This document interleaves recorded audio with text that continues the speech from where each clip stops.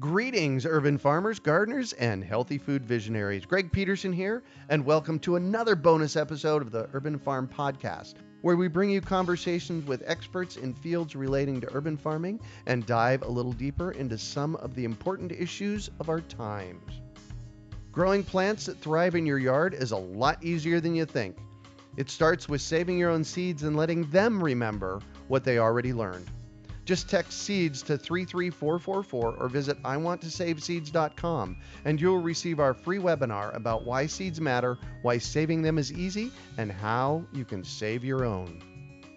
On today's bonus podcast, we have seed expert Bill McDorman sharing seed wisdom and discussing thoughts and concerns that might occupy the thoughts of those of us out there who are saving seeds. Welcome to the show today, Bill.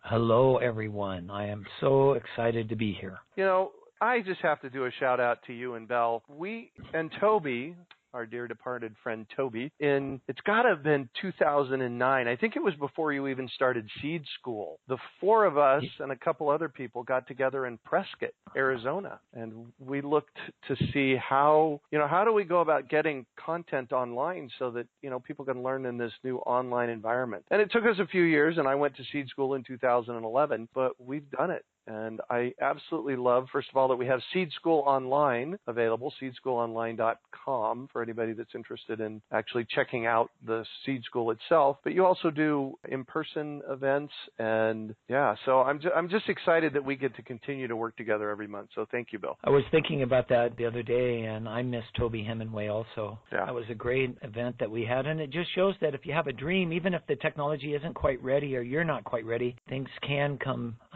true for you if you just hold on to it. So I want to thank you for that, the persistence it took. Oh, yeah. If I'm nothing, I am persistent. That is for dang sure. Yeah, well, I was going to say, I was just in Richmond, California for a conference, Soil Not Oil, it's called. Oh, nice. Which arose out of the Justice Begins with Seed conferences that were held in California for a few years. Nice. And these are largely urban and minority groups that see that seeds are really important to their causes, whatever they are. But I had a very tall, older woman come up to me when I was at this conference, and she looked at me. I've never seen her before, and she said, "I love your voice." And I didn't quite know what to do. I kind of looked at her, and she goes, "I did Seed School Online." And I loved it, and it worked for me. And so I just wanted to give you some feedback that it is working on some level when that starts happening. So beautiful. So where do you want to go tonight, Bill? Last month we had an amazing conversation, and I'm wondering, do you have that list in front of you? I do, and I've been working on it, and I've gotten some other suggestions, and so I see this as an evolving project, and so I want to throw this out to everyone else out there too. Is we need to nail this. We need a set of principles that will be around for a decade or two or three. In the seed diversity movement. I mean, there's all sorts of principles you could have about seed saving, and rules for that. But this is for seed diversity. Yeah. This is that most important principle that really got me motivated that we, teach as the foundation of our seed schools. And so anybody that missed the conversation last month, you can go to our podcast, urbanfarmpodcast.com, and scroll down about 3 or 4 lines, and you will see our last month's conversation that we had. I would say that is the most powerful conversation that we have had to date, Bill. And if you want an in-depth conversation about what we're about ready to present to you, go back and listen to last month's, which happened, I think it came out last week, last month's seed chat. But what I want you to do today is I just want you to go down, give us the 10 of them, tell us what it is, and then give us the 10 of them so we can refresh people's memories and so that they know what we're talking about so they can, give us input. Right. Well, again, this came out of a conversation with Benjamin Farr, who's one of the great permaculture teachers on the West Coast. And he, for a number of years, did permaculture teacher training. So train the trainers. And one of the methods he used in that training program was to fuse the permaculture principles, and there's 12 of them, in with teaching principles or teaching methods. And so not only did you learn how to teach using the latest pedagogy, as they call it, but you also had learned and relearned and reinforced the principles of permaculture. So it was really a great combination.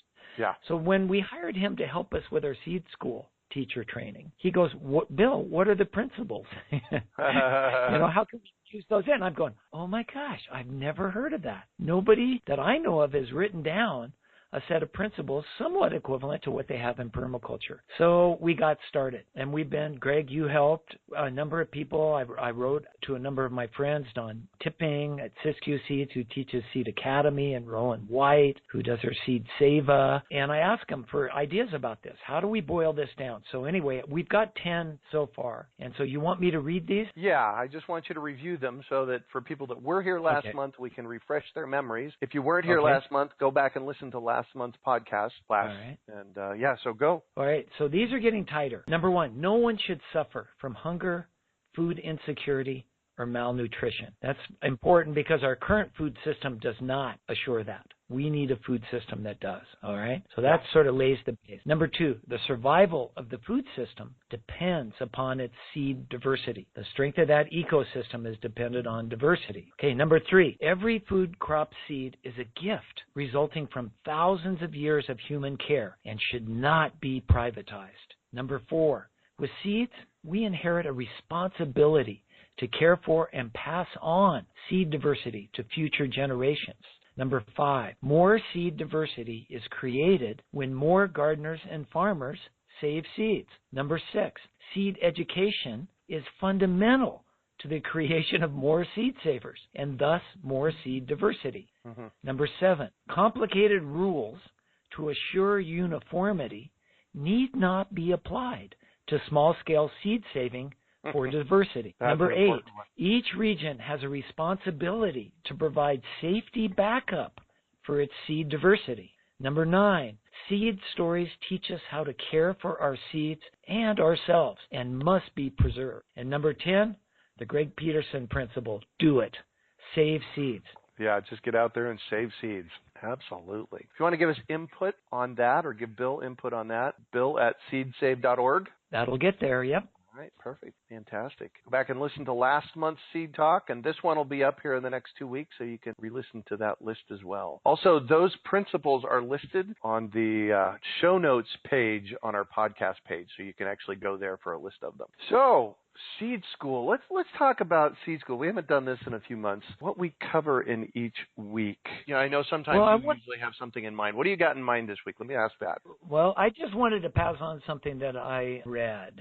I'm always studying, always trying to figure out how to do this better, get better information out there. And a couple of weeks ago on my mailbox, thank you, Kiki Hubbard, who works for Organic Seed Alliance, was a link to a paper that was presented last year on intellectual property rights and public plant breeding at a conference that was called of Public Plant Breeders. In fact, I think they formed a national association of plant breeders at this conference.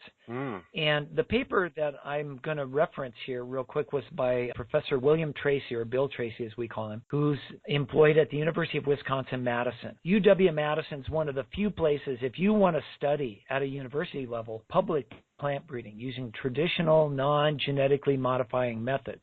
This is where you would go. He's one of the superstars in the country. And so what caught my eye was in his lecture, he summarized the last 10,000 years of plant breeding.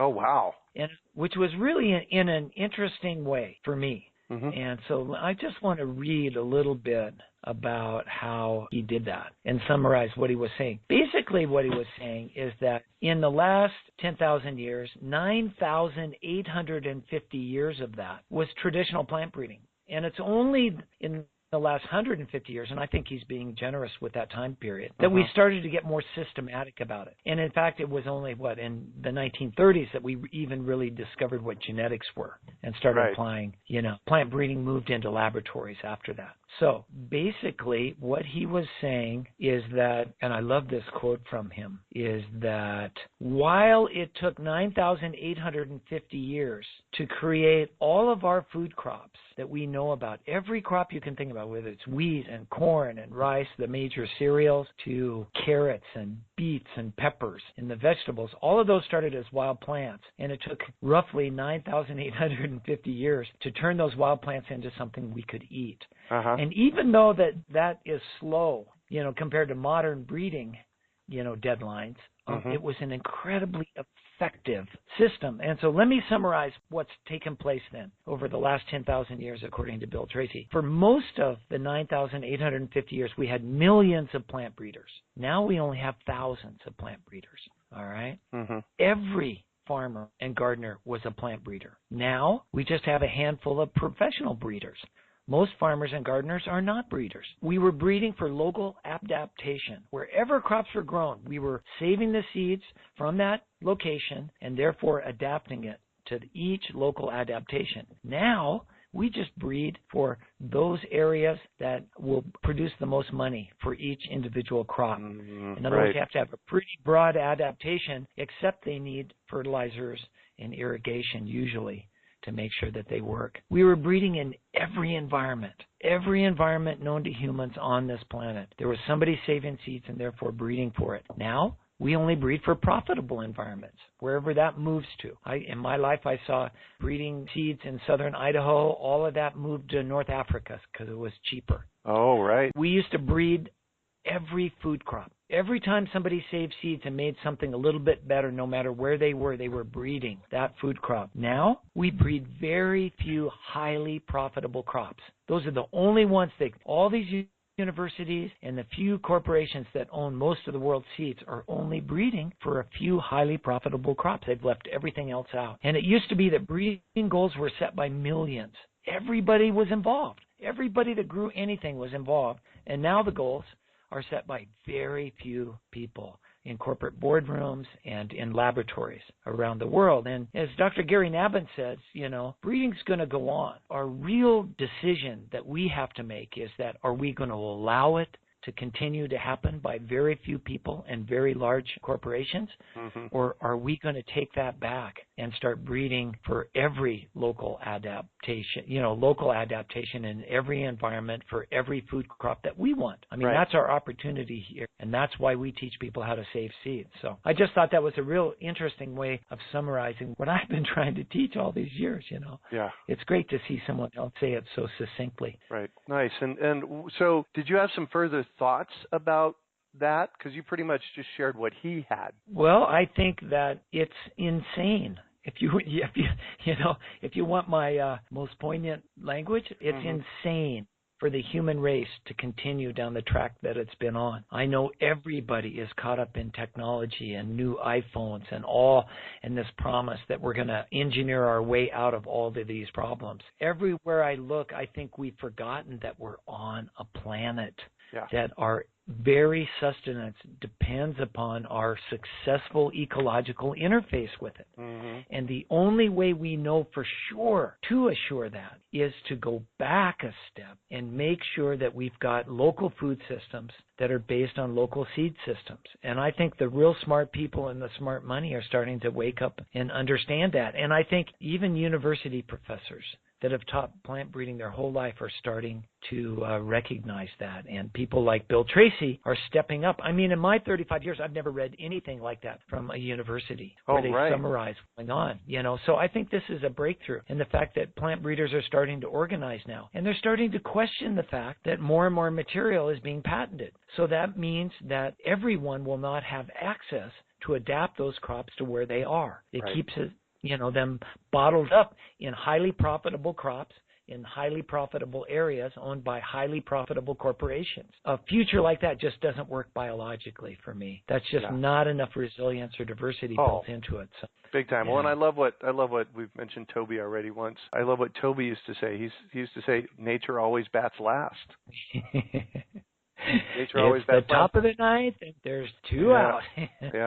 Well, and here's the thing that a lot of people don't understand is that really that statement, nature always bats last, is a function of what we call carrying capacity. And for those of you that don't know what carrying capacity is it's the capacity for a biological system, and I'm going to say more about that in a moment, but it's the capacity for a biological system to manage the amount of basically biological waste that shows up in that system. So if you have a fish pond and the natural cycle or the natural balance in that fish pond is, 10 fish 100 snails and 1,000 algae. And you can pretty much count on, if you leave it alone, that in 10 years you're going to have that same thing in there, right? And what we have done as human beings is we figured out how to put filters on those ponds.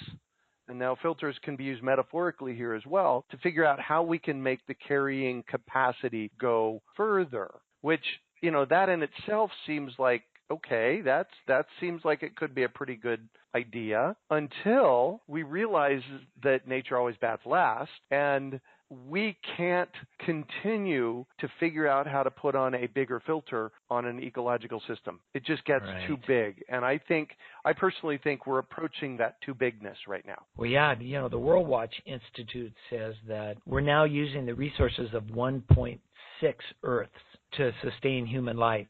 Right. And what did they say in Carrying Capacity Day this year was in August, August 6th? So we used up the equivalent of all the Earth's resources we needed, you know, that it can put out to sustain us on August 6th. And so from then on till December 31st, we're living on borrowed time. We're damaging systems. Running a deficit, basically. Resources, and that just will not continue. So yeah, exactly. So I want to say one more thing about carrying capacity. I'm not going to dig into this, but I just want to kind of plant the seeds. Okay, pun intended. I want to plant the seeds for another thought. What I have done in some of my languaging is I've taken that notion of carrying capacity and I've extracted it outside of just natural systems. And you know me, you've known me for years, Bill. I watch 4 different systems on the planet. I watch nature, I watch infrastructure, which is all the way from roads to medical systems. I watch the political system on the planet, all this from a macro level, and I watch the financial system. And what I believe, and I'm postulating that we've exceeded the carrying capacity for all of those systems. I mean, look at yeah, exactly, right? Look at the political system that we have just in this country right now, and how, you know, whether you're for it or against who's in Washington, I'm not judging that, but it's exciting.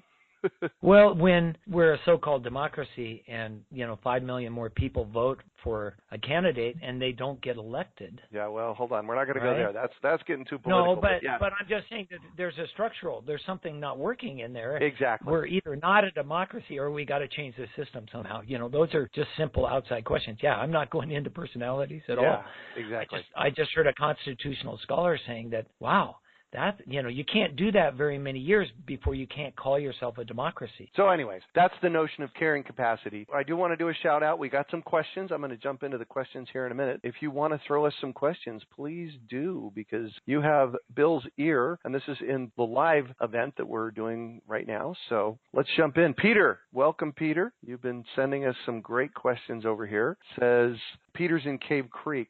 Peter says, why do folks recommend that tomato seeds go through a fermentation process and others do not when you're saving them? Or should all seeds go through that fermentation process? That is a great question, and I've had that same thought, too, about seeds other than tomato seeds. So go, Bill. Tomato seeds, in our seed saving classes, we teach what we call the wet method, which involves fermentation. But let's back up a little bit. First of all, you don't have to. You know, there's numerous stories of people out there that bite into a tomato in a restaurant and go, oh my God, you know, this is the best tomato I've ever had. Yeah. And squeeze out a few seeds on a napkin and take them home and dry them out and plant them, and they work. And so they can work. It's not the way to assure the best seeds, I'll call it, and I'll define that in a second. But they do work, and I think that's just a tribute to seeds. Seeds are so tenacious, you know, never give up on them. Yeah. You can abuse them in lots of different ways, and they'll still work. So always save them no matter what if you can. Now, if you do take them through the fermentation process, you do get an added bonus. Part of that fermentation process is a mold that forms on top of the container that you're saving the seeds in. What you do is you squeeze out that jelly and put it in a glass or a jar for 2 to 5 days at room temperature. And a bread mold, it's a white mold, always forms on the top, and there's other mold. And then inside is a yeast which actually eats that gelatinous material off the outsides of the seeds. And that material can keep them from germinating. I mean, once it dries and is rubbed a little bit, it doesn't seem to keep them from germinating, but definitely while they're wet, it does. And so the idea is that yeast will eat it, the good seeds fall to the bottom, any seeds that aren't fully formed float to the top. And so when you rinse them off using this wet or fermentation method, you get all good seeds. And it's not unusual for us, over the 28 years I had Seeds Trust High Altitude Gardens, for us to get 100% germination on tomato seeds. We did this way with the added bonus that they were treated for almost all known seed-borne diseases for tomatoes. Right. And that came out of that fungus that forms on the top, I think. There've been talk that it's like a penicillin process. And if you think about it, this is a tomato. What happens in the wild, the relative of tomatoes? Those fruits in a warm location would start to shrivel up, maybe fall to the ground, start to ferment, right? So the seeds went through the same process anyway. Those yeasts and molds are part and parcel of the process. Those seeds would be released, they'd hit the ground, and then they germinate. So in some ways, this fermentation process is probably closer to mimicking what nature did anyway. Now, I was at one of the largest watermelon seed sellers in the United States at Holler & Company in Rocky Ford, Colorado, and I asked them that question because they were using the fermentation method on their watermelon seeds, which you can do. Usually it's used on tomatoes, sometimes on peppers, but more often on squash and watermelons. Watermelons especially because there's so much juice with them anyway. And so I asked Bruce, the lead breeder there, why they were using the fermentation method. And he said, Bill, for us on a large scale, it costs the same, and we gotten it so that we can just take seeds out of the watermelon and dry them out and clean them, and they work just as well as the other one. So there's no advantage there. The reason we use the fermentation method is because of that disease resistance. And that's a big problem in watermelon. And so I'll just leave you with that. That's probably the best answer that I've heard. Got it. Cool. So you talk about patented seeds or patents on seeds. Are there limitations or restrictions on seeds you can collect and store and reuse? That's a great question. Well, there are. Well, then the other question is who enforces them as well? Guess what? That's what Manda Nishiba would say, is that, sorry, people, if millions of us save patented seeds and pass them around, nobody can stop us. Yeah. And actually, she's had success with that in India, where half the world's farmers live. But let's go back and talk about it. There are two levels of patented seeds. Actually, the only law allowing patented seeds in the United States was passed in 1970, and it was called the Plant Variety Protection Act, known lovingly as PVP. And so when you buy seeds that are protected under this act, you will see those initials, PVP, with it. What that means is that you are not allowed to save seeds from the seeds that you buy. In other words, you buy them, you grow up the plant, you save seeds. You're not allowed to sell any seeds that you collect. That's basically it. You can save your own seeds. I mean, if you think about the whole history of farming, it has always been part and parcel of farming and gardening to allow the gardeners and farmers to save their own seeds. And when they passed the first plant patenting legislation in the United States in the 1930s, there was an uproar over seed-bearing plants, and that was excluded from the original Plant Patenting Act, which then only applied to, say, flowers that could be cloned and fruit trees with science. But if a plant produced seeds, it could not be patented. So it took 40 more years of lobbying by the American Seed Trade Association to get our Congress, it was under Nixon, to pass a bill, and he signed it, Nixon did, allowing the patenting of seed-producing plants for the first time. But again, there was an outcry from farmers all over, and they said, okay, we'll give in on that. So even with PVP varieties, you are okay to save your own seeds. Farming, it preserved that right that goes as far back as any written laws in human history allow farmers to save their own seeds. And that continued with the PVP Act in 1970. Now, you can't sell them. You can't trade them or give them away even, but you can use them yourself. You can save and use your own seeds. And you can use those to start new breeding projects. Oh. And so you can use those to cross and use them for other things. Now, if the new offspring that you come up with because you used PVP material resembles the parents, and that's a pretty complicated thing, and there have been some lawsuits over that, then you may have to pay royalties to the company that owned the original PVP. And if you do try to sell seed, sometimes you can work that out too. You have to have the permission of the company that owns the PVP. Yeah. And so that's 1970. Now, in 1980, our Supreme Court ruled on a lawsuit, a case known as Diamond versus Chakrabarty. And basically, in the ruling, and it was a 5-4 decision by our Supreme Court, the man who broke the tie was Clarence Thomas. He wrote the majority opinion. Clarence Thomas is a former attorney for Monsanto. And he liked the idea of companies being able to patent and own things. And in that ruling is language to the effect that says that anything under the sun that is made by man can now be patented. Wow. So in a sense, what that did was equate even seed-producing plants with inventing new machinery or new ideas. And so since that date, no laws have been passed, but because of this Supreme Court ruling, 5-4, our government now allows what we call utility patents or full patents on plants for descriptions that are new, that have been invented, so to speak, by breeders. And so those utility patented plants, you cannot even save your own seeds. For the first time in human history in our country, also, there is a law that says, or a ruling that's being enforced that says you cannot even save your own seeds. In a sense, and I heard this in one of the seed movies, one of the professors said, in a sense now, when you buy utility patented seeds, you're not buying them. You're just leasing them. Oh, right. To produce a plant for one time, but then you lose the right. And a lot of these seeds now come with what are known as shrink wrap warranties. All this legal language is attached. And when you open up the package, they got this from the software industry. Oh, right. The moment you open up the package, you agree to all this legal language. And so that's where we are now. And I'll just add one more thing, because I was going to talk about this again, because I think we should talk about it more and more, is that now we're starting to see, just in the last couple of years, in certified organic seed markets in the United States, utility patented plants. So for the first time, we think we're doing the right thing. We're growing organically. We're learning how to take care of our own seeds. And lo and behold, there are utility patented plants in our seed catalogs, the popular ones that we're buying our certified organic seeds from. And this to me is shocking, it's alarming, and it shouldn't be allowed. And the only way that we can stop this is that everybody, and this will be my shout out, if you only remember one thing from tonight and you're listening, whenever you purchase seeds, and if you know me, you know I'm not into purchasing seeds. I'm more into seed exchanges and libraries and trading, right? Because I think you can get better stuff now. Yeah. But if you purchase seeds and bring in new diversity, and that's good, you need to ask where those seeds were grown and by whom.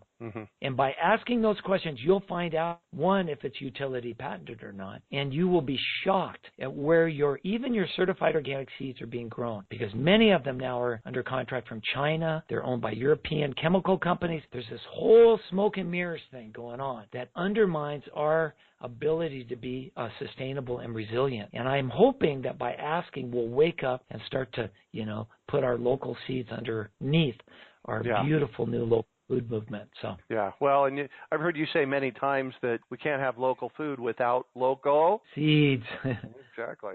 It doesn't make sense. It just doesn't make sense. In the end. And in a time when manufacturers and people all over the planet see a shortening of global supply lines.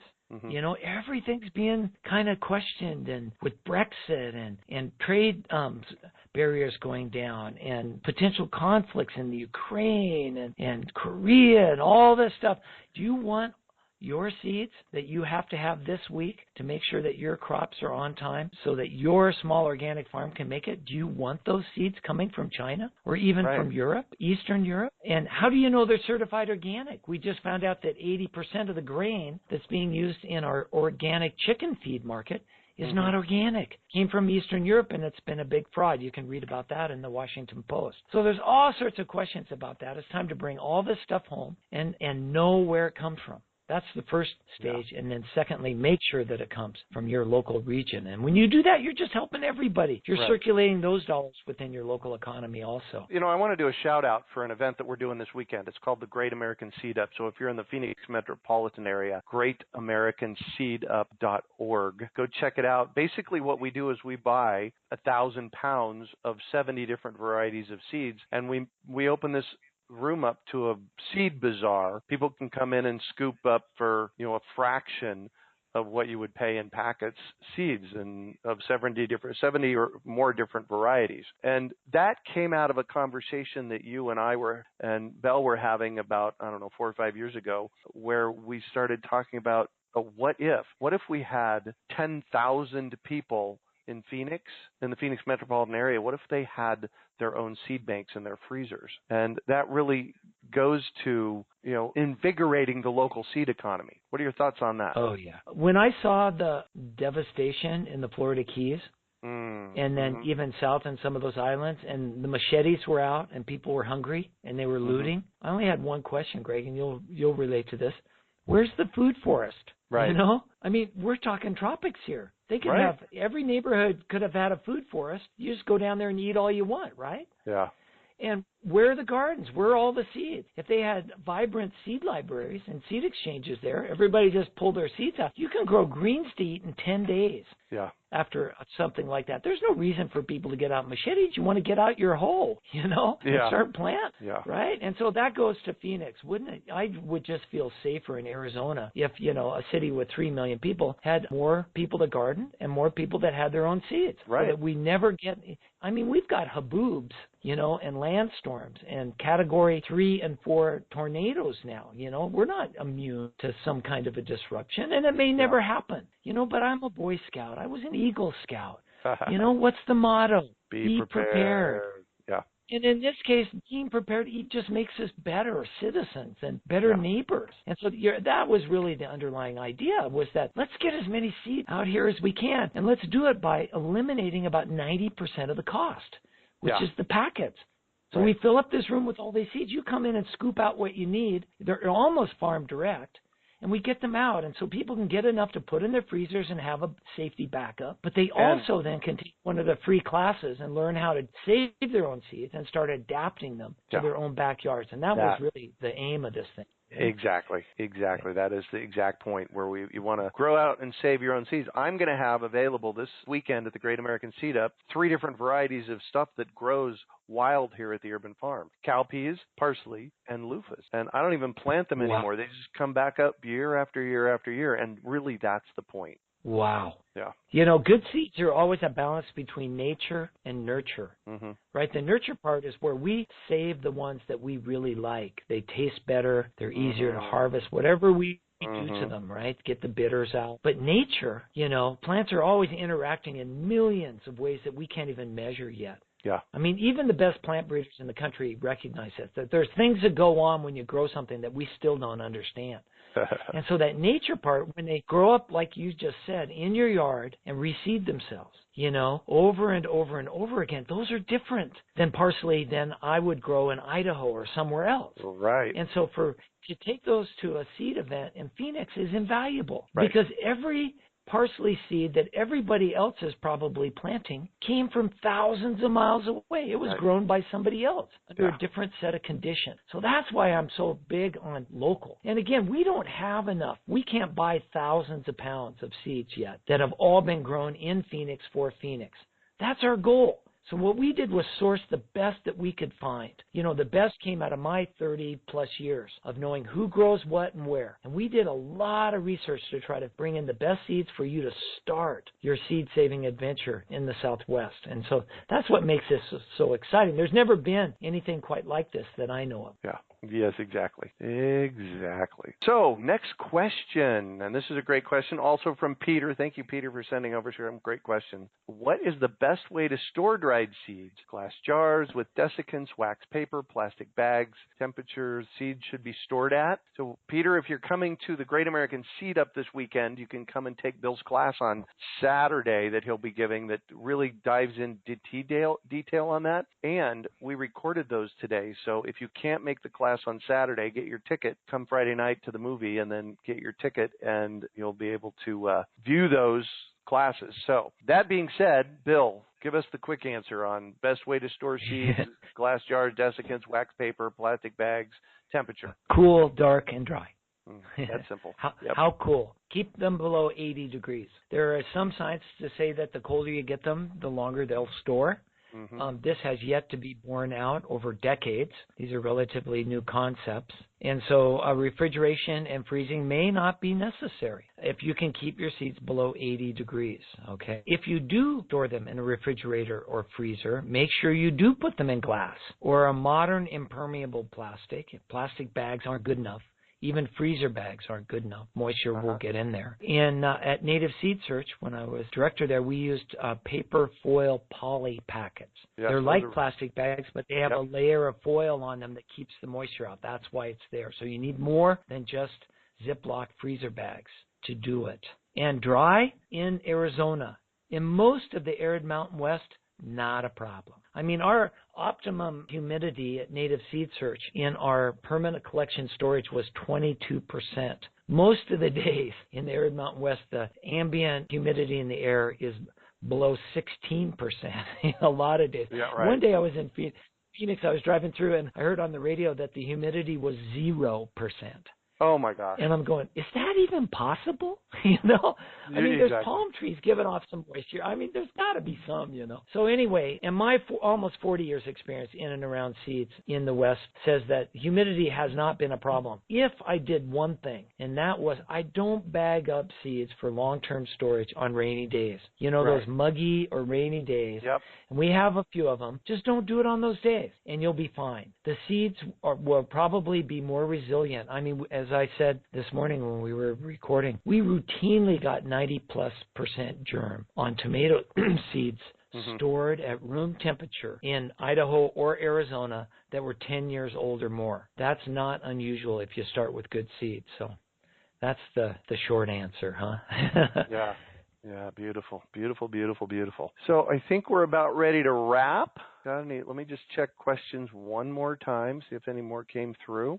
Oh, somebody says, when is the Seed Bazaar? So go to greatamericanseedup.org. It is in Phoenix, Central Phoenix, this Friday evening, the 22nd of September, and Saturday, the 23rd of September. That's 2017. If somebody's listening way out in the future. The other thing we're doing is if you're not in the Phoenix metropolitan area, our team is putting together I hate to call it a franchise, but you'll be able to get the supplies that you need and the seeds that you need and the instruction that you need to do your own Great American Seed Up wherever you're at. So, look in 2018 for the possibility of doing your own Great American Seed Up, which could be great fun. That's a scary idea, isn't it? That there would be tens of thousands of pounds of seed being distributed with free seed-saving classes in cities all over the United States. Wow. This is where this is going. We're trying to write down all that we've learned, and we've learned a lot. I mean, it took all of Greg Peterson's experience at the urban farm organizing and understanding and interfacing, and it took all of my 5+ years of being involved in the bioregional seed business, and it took, Bell's organizing skills and Kari's incredible skills, and we all came together, and now this is our fourth one, and so I think we're learning how to do it enough to pass on the instruction book. That's basically what we're trying to do first, and then sources so that you can get the best seeds for your area to get started. So stay tuned. Perfect. And I just had, let's see here, Q&A. Peter said, Greg, go look in the chat. I didn't even realize the chat was turned on. So we've got some more questions here in the chat. You want to take them on, Bill? Oh yeah. No, I'm here. Cool. This is good. So here's the thing. Let's make them short answers, not long answers. I know you love to answer these questions. Rachel says, when saving seeds, when do you have to control for cross-pollination? Well, what we teach in seed school is that you don't. If you're a small-scale gardener. This is one of the biggest myths about seed saving, and probably the reason why most Americans don't save seeds is that we've been taught that we need to follow the rules that large-scale agriculture needs when we try to save seeds for ourselves. And that's just not true. Okay, so you do need uniformity. You do need predictability when you're making your living as a farmer. But if you're a backyard gardener and you have a cross-pollination mistake, what Carol Deppe would say, the great Harvard geneticist, she said, so what's the worst thing that can happen? You still get to eat. Eat it. You're still gardening. Yeah. And out of those mistakes may come something so exciting. Now, if that idea still bothers you, start with self-pollinating plants, right? Start with tomatoes and peppers and peas and beans and lettuce. Those things rarely cross-pollinate anyway. Structurally, they're designed not to do that. So there's an easy way in for everybody to start saving their own seeds in their own backyard. And we shouldn't get caught up in cross-pollination problems until you've done this a little bit. And then you'll naturally start to ask more questions. And if you want some instruction, my little booklet called Basic Seed Saving will take you right through that. Start with the easiest and move on to the more complicated. And you can get that now on Kindle. It's called Basic Seed Saving. By Bill McDorman. Yay. So let's see here. Barbara, I'm not quite clear what you're meaning. Where would I find temperature limits for fruit setting on vegetables? Yeah, I'm not quite clear what that's about. If you want to kind of clarify that. I don't know where she's from. That would help. But if you're in the Southwest, what that would mean is that tomatoes rarely set fruit above 90 degrees, at least a lot of varieties. Mm-hmm. You know, they're an understory plant from the jungle, and it just didn't get super hot. So what happens is the pollen desiccates and it's just no good. So, you know, Phoenix gardeners are probably all familiar with this. You try to plant early girl, and for a while in the summer you just don't get any fruits. And so I'm trying to think if there's a place where these are written down. Peppers are the same way. It gets too hot, they don't set fruit. Peppers, if it gets too cold, below 40 degrees, don't set fruit either. Mm-hmm. And so, great question. If you'll email me, bill@seedsave.org, tell me where you are trying to garden, and tell me what crops you're specifically interested in, and I'll try to get you an answer. Perfect. Moonrose says, how can I find an internship opportunity at a seed farm or organization? Ooh, good questions. Casey O'Leary has interns at the Snake River Seed Co-op in Boise, Idaho in the summers. Don Tipping at Siskiyou Seeds in Williams, Oregon takes on interns every year. I'm not sure what the intern program status is right now at Rowan White's. I'm mentioning the places that if I had some free time, and I may, as I get closer to retirement, whatever that means, maybe in my 70s, I'm going to go intern because these guys are rocking it, you know? So those are three places. At some point, Bella and I might do an internship here in Cornwall, Arizona. We've done that in the past. We might be working back into that on some scale. So those are three places for seeds. Again, if you want to email me and tell me where you are and what you're thinking, I might be able to pass on your name to someone. Moonrose, also, if you're in the Phoenix area, we could use an internship on the Great American Seed Up. I'm just throwing that out there. That would be a great, fun thing to take to its next level. Well, right. And we do take volunteers, so. Yeah. Exactly. We do take volunteers. Moonrose also says, what are the challenges, and then we're going to wrap it up here. What are the challenges with dehybridizing seed? Good question. No challenge, except for being around for a few years. Saving seeds from hybrids is just as easy as it's saving from anything else. In the F2 generation, we call it, the first year after you save seeds from an F1 hybrid, if you can plant a lot of plants, 100 or more, as many as you can. This might be where you can get your neighbors to help you. What you want to do is spread out those genetics as much as possible, and then look through and find the ones you like. They may be like the original parent, or they may be different because you like a better color or whatever. I mean, after doing this F1 hybrid pepper one time, a bell pepper, I got a white football. Literally, it looked like a football, and it was as big as a football. So I saved seeds from that. Wow. Wow, wouldn't this be great? White football peppers, They were sweet. It was great. And so, and then plant those and save the seeds again. And you won't get all white footballs, or you won't get all, green peppers like the originals, but you'll get more of them the second year. And you'll get even more of them the third year. And usually by the third year, you've got a working crop. And as Carol said, you can eat them all anyway, and so it's just fun. And by 7 or 8 generations, you can actually stabilize a line well enough to have a commercially viable, open-pollinated version of your original hybrid. And I really think this is what we should be doing. There have been millions of dollars gone into creating modern hybrids out of our great land races. And some of them have not lost their flavor. Some have great disease resistance or other characteristics like bush cucumbers, So we can have those characteristics. Fortunately, most of those plants are not patented. And even if they are, and they're PVP, you can save your own seeds and do what you want. And so have at it. Let's have fun. This should be known as the decade of dehybridizing, in my opinion. And I think people all over the world are waking up to that. So it's going to be a big party. We're going to have lots of fun. Perfect.